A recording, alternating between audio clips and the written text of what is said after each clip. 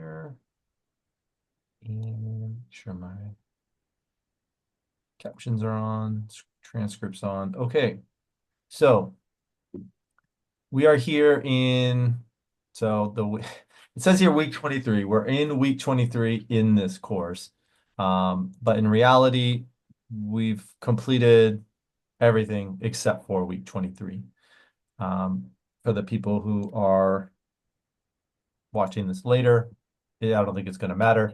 But for the people who have been going through this course, I believe I made the announcement in week 22 that we're going to skip 23 because if I show you all here, sorry for the scrolling. The focus for week 23 is, or was, it still is, alignment with institutional outcomes and then alignment with industry standards. And the reason that I skipped this one here is because we talk a lot about alignment here, alignment with the program learning outcomes. We talk alignment with objectives and outcomes, explanation of alignment. So there was a lot of alignment talk. This was the intro week to alignment. And then very similar to what we're going to be talking about today in week 19, alignment with institutional outcomes and alignment with industry standards. You may be asking yourself, why is this the same? This one here focusing on our outcomes, and then this one that we're going to go over today focusing on the assessments. So just the different levels there. But it was like 6 or 7 weeks of alignment in a row, and I was like, let's take a step back. Let's focus on something else, and then since we're at the end now, I thought it would be a good place to talk about organizing assessments with institutional and industry goals. So this will be the last time we meet as a group. I think all the recordings should be done. And this course, I think I have to go in and maybe adjust a couple badges, but this course should be pretty much ready to go. And so yeah, the introduction for this week here. Simon says, secure plywood sheets to the roof framing to organize your course content. We're already past this stage of building the house now. But if you're following along from week 22, just as 30 sheets protect and unify a structure's rooftop, ensuring that your assessments align with both institutional learning outcomes and industry-specific requirements, keep your course well organized and future-focused. By mapping assignments to broader institutional goals and real-world career or transfer pathways, you create a clear, coherent plan for student achievement. This is actually a good place to talk about some of the work that some of the faculty members at Clover Park are doing to create rubrics that faculty can use in their courses. They can just, in our mind, we're envisioning it will be something related to the outcome. There's like a way that you can look at outcomes and include outcomes in your course through Canvas, and then having the rubrics so that any assignment that you feel has your students go through and show a level of mastery, whether they're just being introduced to it or they're practicing it, or if in fact they have you want to check to see if they have in fact mastered that outcome, then you can easily place the outcomes into the rubrics. And so I can go into that if we have time, and if you all are interested, setting up outcomes in Canvas. But then again, we also might not do it that way. We might have a different way where we're currently in the process of putting together college-wide learning outcome toolkits And I can bring one of those up for you all just to kind of show you all what we're working on. For the people who haven't, who are not on the team, yeah, the teams, but basically, let me see here. On the critical thinking, no, professional responsibility. So I'm part of a work group that's focused on the professional responsibility college-wide learning outcome. And so basically what all of the groups have been tasked with is simplifying what the CWLOs are and mainly just making it so people can understand what what an indicator would be that the student has met that outcome. And then we also have definitions of some of the key concepts. So here, I'll show you what we got here. So here's an example of one. So we have the college-wide learning outcome focus is professional responsibility. And they're broken into 3 levels, and they're related to the levels of the Bloom's taxonomy. And so the first 2 levels of Bloom's taxonomy is remember and understand. So this is just like really basic understanding of concepts. And so the remember, understand for professional responsibility is increase cultural awareness to foster inclusive practices and responsibilities in diverse academic and social settings. That's a lot to, it's just a lot. It's just a lot of words. If you're not familiar with equity, diversity, and inclusion work, then maybe you don't have a full grasp on what this means. And if you do, you're not alone. There's a lot of people that don't know what this stuff means. So that's why we've been tasked with trying to break it down. So for the people who aren't exactly sure what cultural awareness is, we wrote this concept that cultural awareness refers to the ability to recognize, understand, and respect the differences and similarities between cultures while avoiding stereotypes and bias.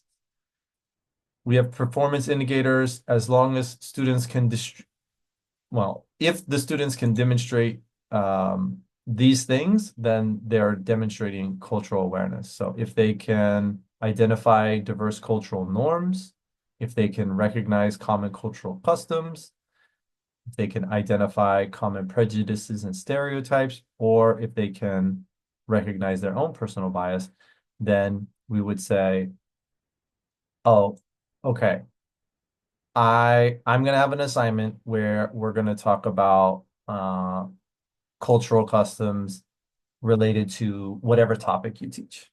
So I don't know how that would work. I know we got some NOS folks in here, so I don't know how that would work, but I think y'all, at least Kelly, I know you've submitted some work here where you address these things, and even if it's simply just having a conversation with your students about it. Do you Yeah. have any examples off the top of your Well, head? it's either tied into the assignment. So as they do the assignment, it's explained to them why they do it. And Mhm. then we also do it verbally within class. I do have other because I do use and I don't want to use the term canned curriculum, but I guess I use curriculum that's developed by a company that I Mhm. can use directly or tweak it, right? Yeah. And they do include a lot of industry links. And then what I try to do is tie that to like the college outcomes. Mhm. So like chapter 19 to me was more we're taking our course outcomes and mapping them to the program outcomes go to the college outcomes. You know what I mean? Yep. Now this gets more specific on assessment, each lab they do or uh, each lab they do, what's being assessed, and then how is that tied to the industry, right? Mm, And then what we'll do is then discuss how that's tied to the college outcomes, yeah. in, just in conversation, for example. Okay. Yeah, that's yeah, so talking about alignment, this is that next level, as you were just saying. We kind of started our this whole course, this framework course by talking about sense of belonging and this type of thing, cultural awarenesses and inclusive practices. Um, but then once we had that uh, kind of framing, we looked at outcomes, and then this is that next level down is the assessment. So specifically, okay, you've set up your alignment, you've got your outcomes that go to your program, that go to your course-wide learning outcomes or college-wide learning outcomes, sorry. You've got that alignment set up. And so if you have that alignment set up already in your course, all you're doing is looking for examples of where that happens. Okay. And so this is going to be some of the work that we're going to be spearheading at the college, starting with our in-service next month. We're focusing our in-service on the college-wide learning outcome of communication. And we're going to show all the different things that you can do to improve communication with your students in your classroom. And then hopefully somebody will talk about where we have the college-wide learning outcome. And maybe it won't happen at this in-service because we're still putting these kits together. But definitely by the fall, we should have all these kits ready. Where you can go into your course and find, or how you can go into your course and find assessments and how to check the alignment and check to make sure that they're hitting these points where students are given an opportunity to identify common prejudices and stereotypes, where they have the opportunity to identify practical methods to address biases. Okay. And so we kind of set up the very simple either this assignment has this or this, or sorry, not this assignment. The assignment should have instructions on how students can show that they've met this outcome. But the rubric basically says the students have met, like they understand this concept, they understand cultural awareness, or they don't.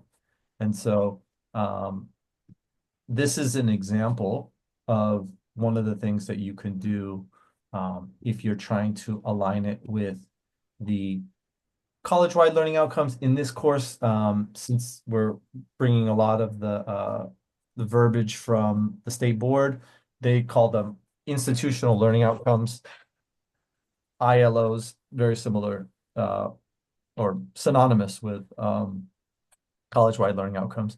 Our objective here is strengthen your assessments by explicitly connecting them to institutional priorities, so college-wide learning outcomes, and relevant workspace or transfer requirements, ensuring that students understand how each task supports their current learning and their future aspirations. That would be the connecting it to industry.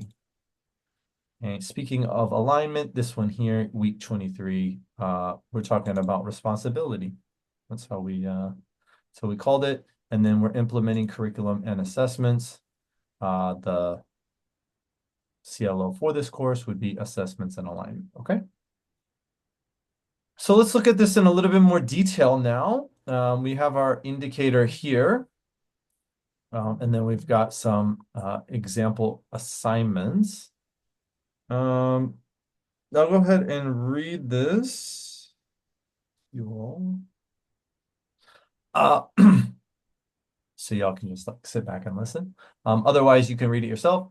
Assessments are a fundamental component of any educational program, playing a crucial role in measuring not only the student learning at the course and program levels, but also in reflecting broader institutional goals.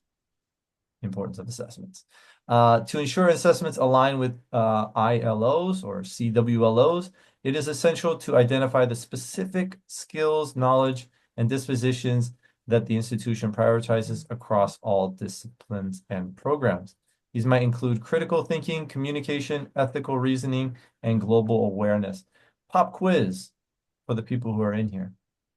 I talked about two of them so far.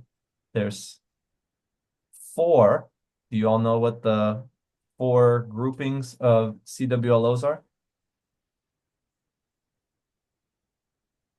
Um, are you talking about communication, critical thinking, responsibility, and technological literacy?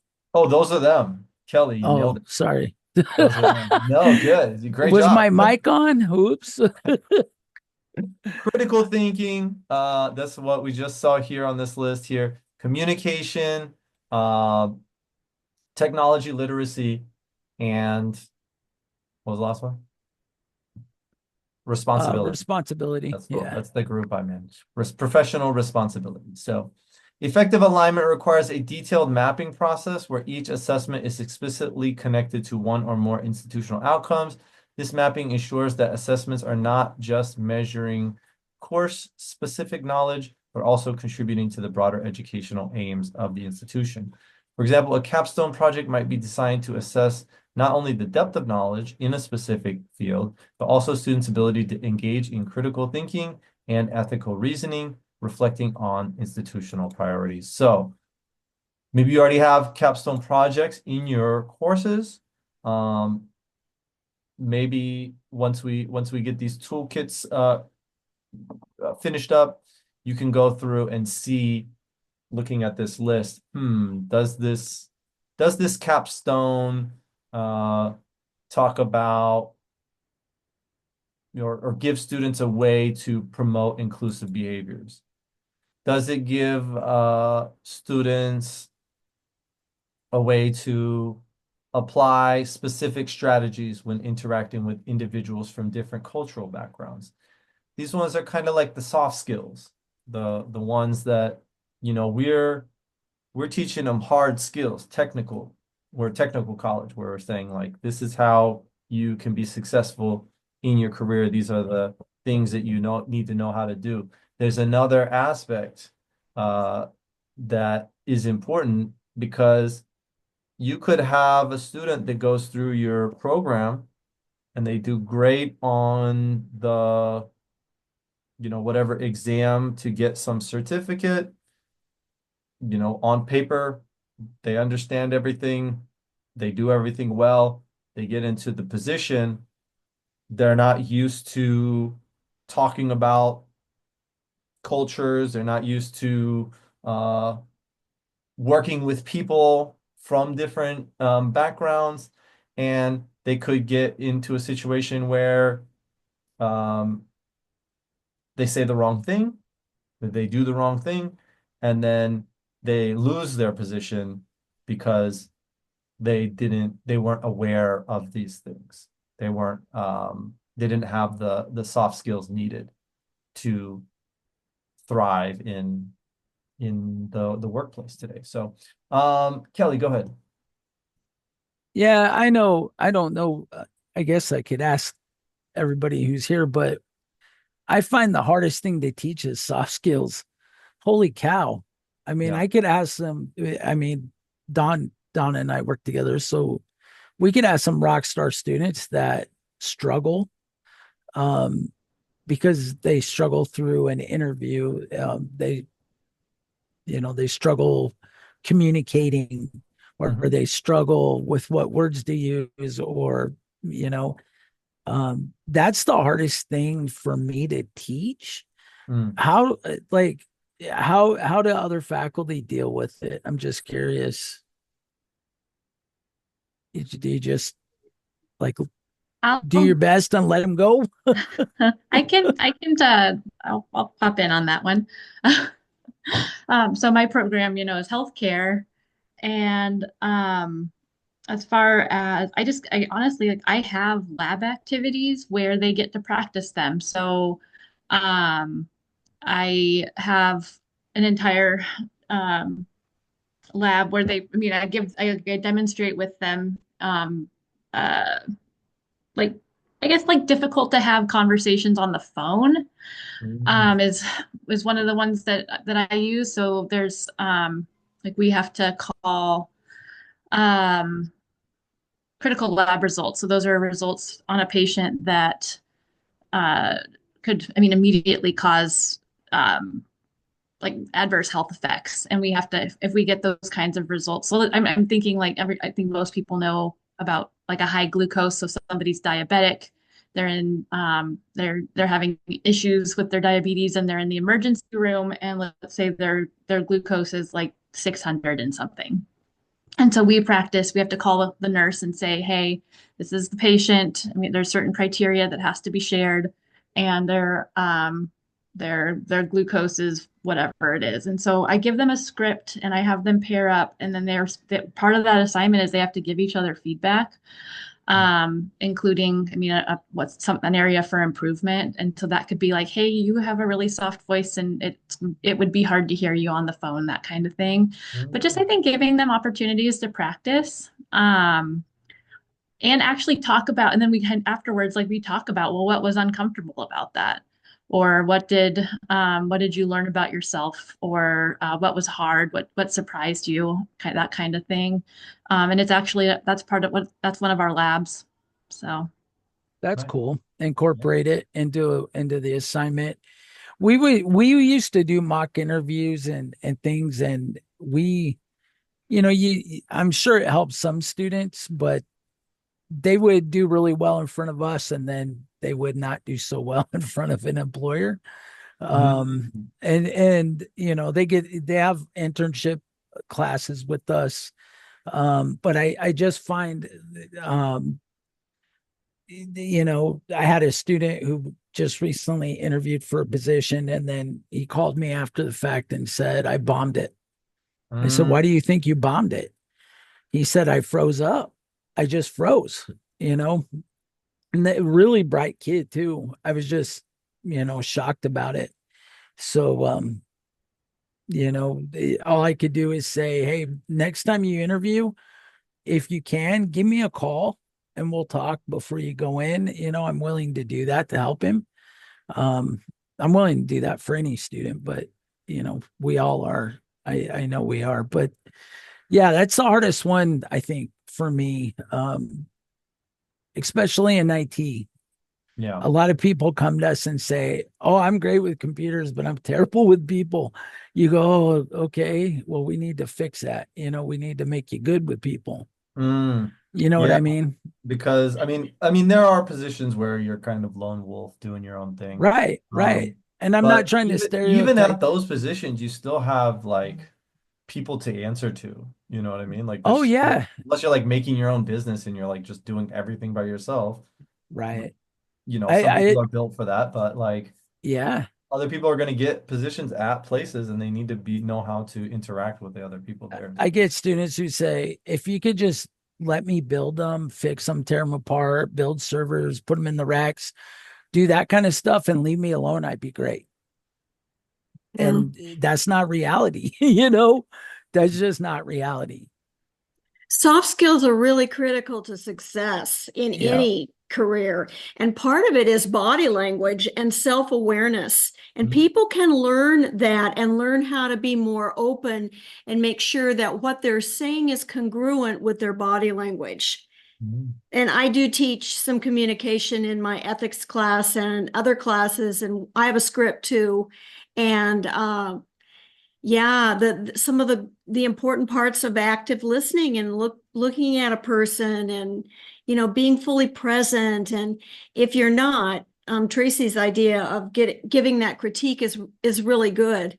But Mhm. in our field, you have to talk. I teach early care, and you have to talk to parents and other staff and children and the community. So it's important to be able to have those skills. And I think everyone strongly needs some good communication skills in any field. And like you say, unless they're a lone wolf or, but that's rare. Right. Right. Right. Well, And yeah, thank like you. even if you have a bit, like I got a guy I know, he's like got his own business. He's using ChatGPT to like help him get everything. It's so funny. But even if he's doing it alone, he's still got to go out and he's got to talk to clients and he's got to, know how to interact with people so that he can actually make the sales. So, um, I don't know. I would say, yeah, it's very rare to find a position where you don't have to interact with other people. And so that's why a lot of people are, change is new, change is a lot of work. But the idea behind the college-wide learning outcomes of focusing on those four skills, I think those are very important skills that we want all of our students that go through Clover Park to have.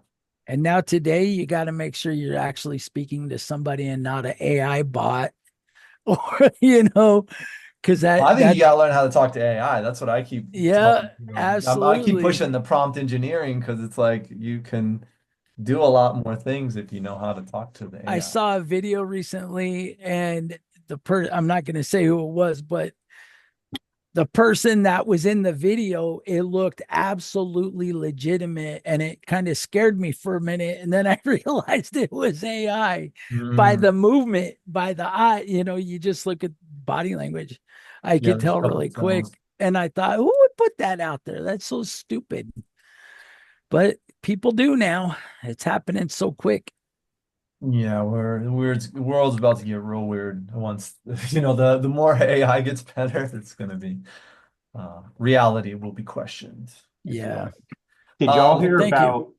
about in Seattle, someone like deep faked Jeff Bezos' voice and sort of hacked into the crosswalk thing? I heard about Yeah. that. That was in Seattle. I thought that was down in like Silicon Valley, No, that was Seattle. Yeah. like Bezos. And then I heard maybe I heard or read in down in Silicon Valley they did Elon Musk's voice. Watched the thing and he was You. kind of the way that they created it. It was like he was saying bad stuff about himself, and I don't know. It was supposed to be funny, but um, yeah, strange times. Let's bring it back to things that we can control as opposed to other things that we can't. To practically implement this alignment for ILOs, CWLOs, review and understand them. So if y'all go in this course, like I said, when we started out this course, if we go in here to the intro, I made these tabs called the CPTC connection. And it talks about, so the first week, it breaks down the difference. And so this was kind of that top down, start with the CWLO, down to the PLOs, down to the CWLO, or down to the CLOs, and then down to the activities. I try to compare it to building a house. And so I go top down because I always envision like a pyramid. But you can also think about it top up. You want to have that foundation first, is the college-wide learning outcomes. Then you start to put the house together. That's the framework, the program learning outcomes. Each individual room would be the like imagine a room in the house would be your course, and then you would have your course learning outcomes in there, and then the activities would just be the actions that you do in the rooms. I think let's see here, week 2. This is just a reflection. I want to at some point we one of these weeks, yeah. So starting from week 3, it has communication and it talks about what it is. So here, if I'm not going to bring it up, but remember and understand, as I was saying, for the Bloom's taxonomy. Then we've got the apply, analyze, evaluate, and create.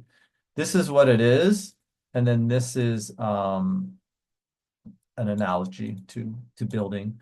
And then it talks about why CWLOs are important. So if you want some more information, the reason I'm bringing this up starting from week 3 all the way to week 6, all of the intro, they're quizzes, but for lack of a better word, they're pages, right? All the pages here will have information about the different CWLOs. Okay, so if you want more information about those, and hopefully we'll get those kits, those toolkits done by the fall, so that we can really like talk about them and focus on them at the next in-service. So people will know very clearly, okay, this is what they are, this is how they can be assessed. Find something in your course where you can assess them. Map each assessment to the outcomes, ensuring every major assessment contributes to at least one institutional goal. That's what we're talking about here, major assessments contributing to a CWLO. Use varied assessment methods, so portfolios, presentations, reflective essays. I love all of these things that cater to different learning styles and measure a range of skills that align with institutional priorities. Regularly review and revise assessment strategies to maintain alignment and as institutional goals evolve. So those are the new CWLOs that we just got last year. So if you have the capacity, we recommend to review and revise assessment strategies. Hey, Ronald, are those the copy I have says draft on it? Is that the actual? I actually think the most recent version I have is also a draft. Let me see. Yeah, I grabbed it off of the course, and then Okay, yeah, that might be why I'm thinking that that's the one. I think that's the most recent one I had, because I think when I was making this course, they weren't finalized. I But gotcha. but in the That makes meantime, I sense. think they have been finalized. So I wonder if you can find them. Let me see if I can find them at they might be on the intranet. And actually Derek might know. I know he's pretty involved with the CWLO stuff. Do you know where finalized document with the finalized CWLOs could be located, Derek? Um, I am not sure if it's on the internet anywhere or not. I couldn't find it. I looked yesterday. I couldn't find it, but maybe I'm looking in the wrong place. Let me see. Let me see if I can hop into the internet real quick, because this will be good for anybody watching this later on anyways. Okay, so I would go to instruction and then outcomes and assessments. College-wide learning outcomes. This is a CWLO assessment. So proposed outcomes, May 2024. So it looks like even on here it hasn't I mean, I don't think they're different from this. I think this is what they are. But Okay. Yeah, yeah. that's what I found. I found that, and that's what you gave us. So I Okay. was a little So I confused. think that they haven't gone beyond that because we're still not at the point of assessing them, right? Like we don't have the toolkit and stuff like that. I think perhaps, and it may also be that Snowy just hasn't taken out the proposed part as well, but I mean, we're not assessing them yet, right? Because we're not there yet. Yeah. We're still kind of in the process, but I was just trying to think about, for the sake of, people looking for CLOs or That's C. probably the best place because, like you said, that's what we are working with. Okay. Yeah. This was put up here in October, so even though it says May, that's I just looked on the last page. Okay. So real quick, while we're here and we're just kind of messing around, I'm going to do this. Oh, now it stays big. Now it's too big. Hold on. Okay. So if y'all can see my screen, I'm gonna try to change the size here. 36. Chambers. Yes, question.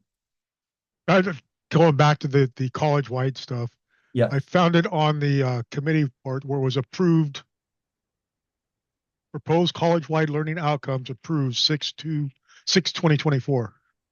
Okay. So then, yeah, it must be just She they just have. had that one document. Yeah. Yeah, I think this just needs to be adjusted.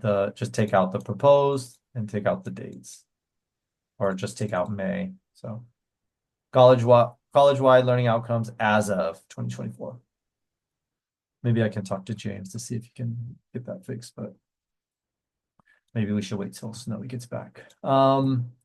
Okay, so for this one here, the assignment, add explanations to assignments, discussions, and quizzes detailing how assessments in your course connect to institutional learning outcomes.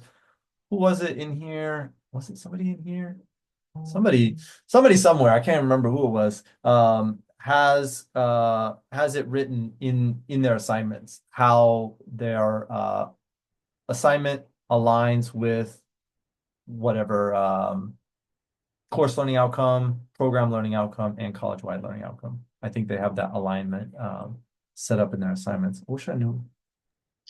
Was I that picked the number. Celiana? Was it? I don't remember. Maybe. I know Celiana is usually on top of it with think- stuff like that. Tracy, didn't you have some sort of document with that as well? I thought Tracy did. Wouldn't that be funny if it was me? I could have sworn you had something along those lines. I'm with Derek. Yeah, I am working on mapping all of my stuff to my course level stuff, but I'm behind, so maybe that's why I forgot. And actually I'm working on putting it into my assignments too. So Into the I know rubrics or into the assignment description? I'm working on tilting all my assignments. Yeah. And so actually I'm kind of leaving some space in there where I do more explicitly say this is the module level objective, the course learning outcome, and the program learning outcome. And I'm leaving it open for the college-wide once that's established. Cool. Yeah, great. You're doing great work. I think we talked about it before, how you were adding in the outcomes into Canvas. I know we ran into some issues with copying courses and all that stuff, but very commendable. I talked to your dean this week and I made sure to give you some roses, Tracy. Oh, thank you. Tulips are my favorite though, I'll tell you. I'll remember that. Yeah, Okay. Kelly, go ahead. Hey, I have started tying the institutional outcomes to the assignments, the big assignments, like the the big labs. I don't call them Capstone and midterms all and that. finals tests. And then I have more focus to industry, but I do tie it to one of the four institutional outcomes. And I hesitate on that because it's not as prevalent up front. Mhm. And then we have conversations about it after the fact. And the reason I hesitate is I didn't know if it was finalized or not, the Yeah. institutional, the college wide.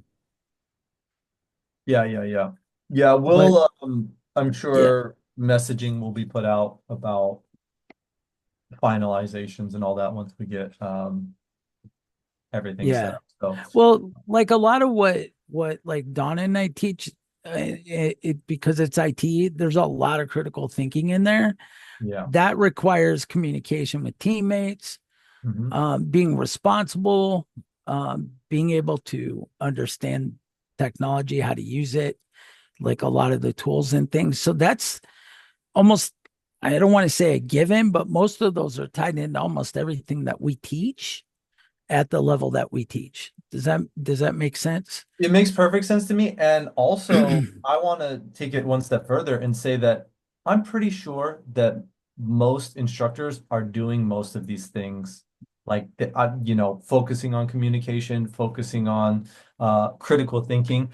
I think it's I think it's taking a step back and like really looking at what the CWLOs are, looking at what you have, and then just making that connection. Because I think Yeah. they're all there, and I think a lot of people are like, "Oh, I don't want to do all this work to like redo my assignments," and I completely understand that. No, I learned real quick that I didn't have to. It was there. Yeah, I just like, had to go but I pick would it out. say if instead of looking at it as like, oh, it's all this work that I have to do to change things, I mean, there probably will be some changes.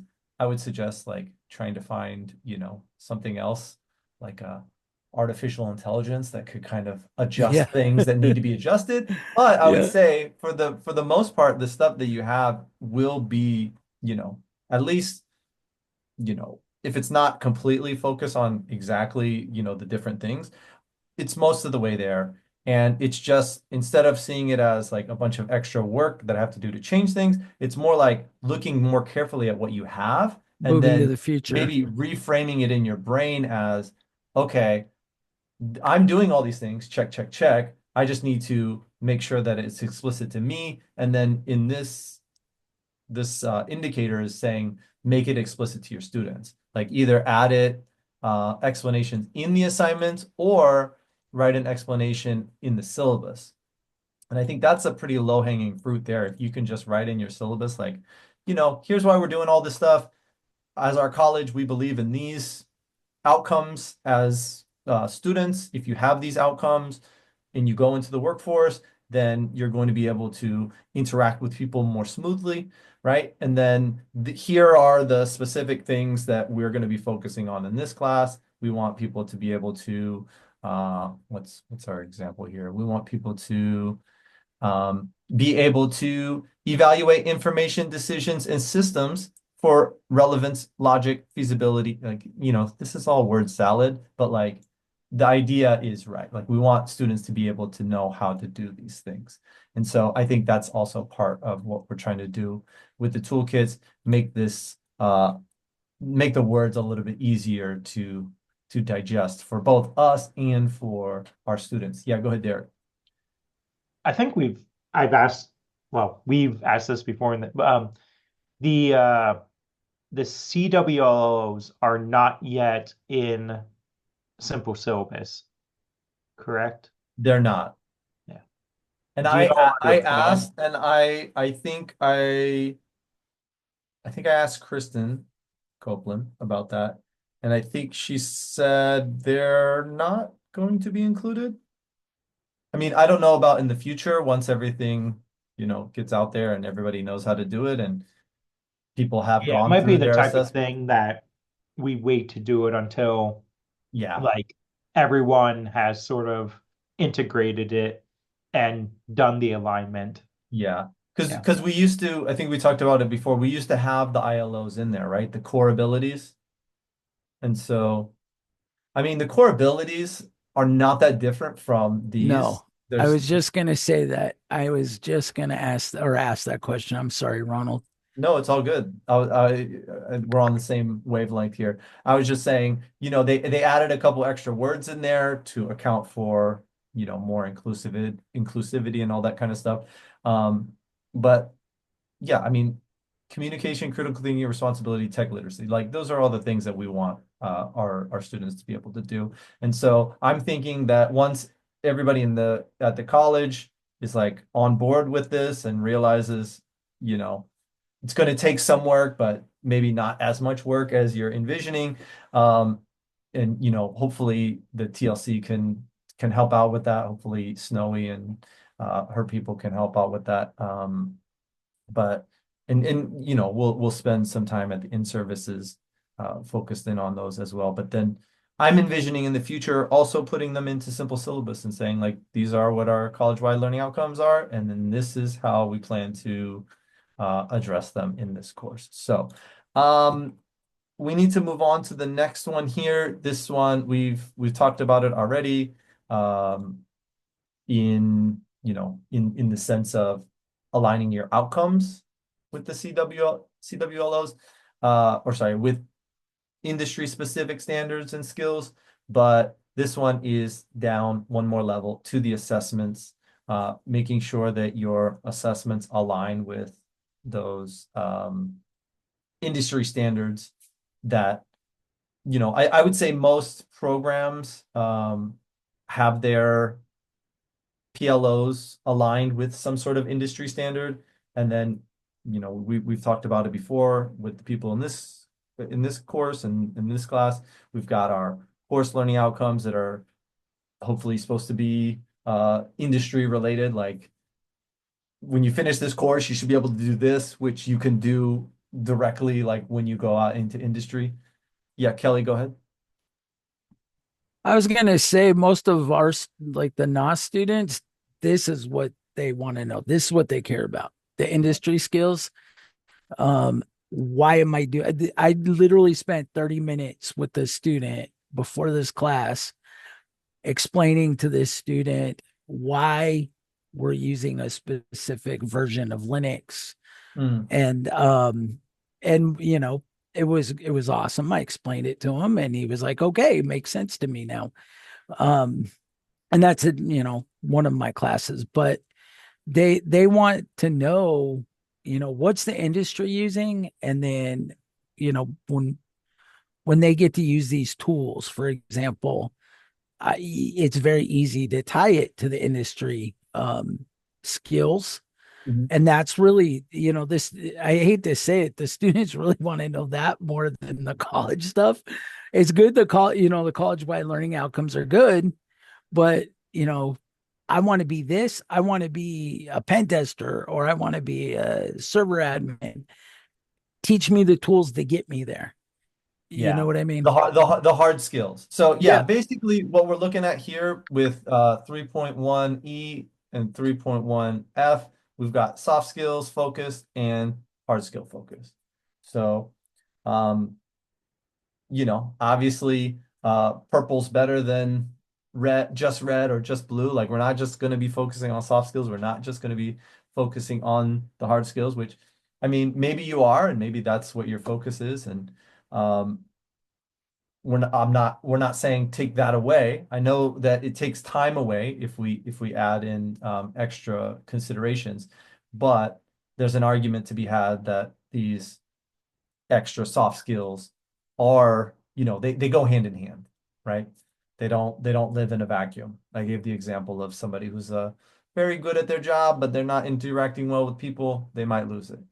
If you're a really good people person, but then you're actually not able to do the job, right? It's the other way around, then you might lose your job just for ability. So You may stay a little longer, but eventually it'll catch up to you, right? you'll be found out. I mean, unless you can fake it till you make it. That's pretty much what fake it till you make it is. It's like, Yeah. as long as you can like talk the talk, but at some point you're gonna need to be able to walk the walk. So Yep. okay. I mean, there's not much to say here that we haven't covered already. For the assignment here, write an explanation to include in your syllabus, briefly detailing how the assessments in your course support students in achieving program level outcomes. Remember to write your explanation in student-friendly language. So yeah, even here it's saying program level outcomes. That's usually what the industry is looking for, the ability to do whatever you need to do on the job. So adding that into the syllabus, does anybody do that right now? Have syllabus language about how what you're doing relates to industry? Not in the syllabus. Mine's in the assignments. Oh, okay. Oh yeah, It's more, that's good too. yeah, I think that's probably the next one, right? Yeah. Add yeah. explanations to assignments. Hmm. That's good because you know, they're getting it directly like when they need it. Like if you say it in the Right, syllabus and don't bring it up later on, then it's like you're really right.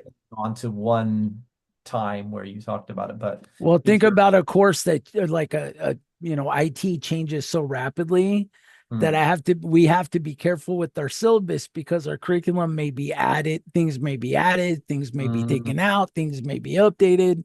I mm. don't want to get locked into a specific in the syllabus. That was a lesson I had to learn many, many years ago. Don't get too crazy in the syllabus, tie it to the assignment. But Yeah, that's a for, good point. That's a good yeah, point. Um, but even like a generalized, like you know, you could if you're going to talk with chat, it's going to be the super generalized thing, but like you know, in this course, we're learning about cutting edge tools that are going to be used in industry, like just mentioning industry somewhere in your syllabus. Yeah, we have that. I have that, but I don't get really Yeah, you don't want to get too crazy. specific in case you have Yeah. to make changes. That's a good call. That's uh that's experience talking right there. So, what about so the last one here, identify which guided pathways program maps your course appears on and which career paths the assessments in your course align with. Write a brief explanations on how the assessments in your course map to specific career paths or transfer requirements to include on an introductory page of each module. Yeah, so if you have an intro page, you know, that's here I've got the intro pages, you know, adding in something here about how that's going to improve. Like if I would have, you know, did what I say, do what I say, not what I do. If I would have did what I said, I'll have something in here like this will help you to make, you know, become a better instructor. And I guess there is some of that language here, but um uh having it there and how this one's talking about the guided pathways. So if your courses are showing up in different pathways, how that, you know, how it fits into the bigger picture. Kelly,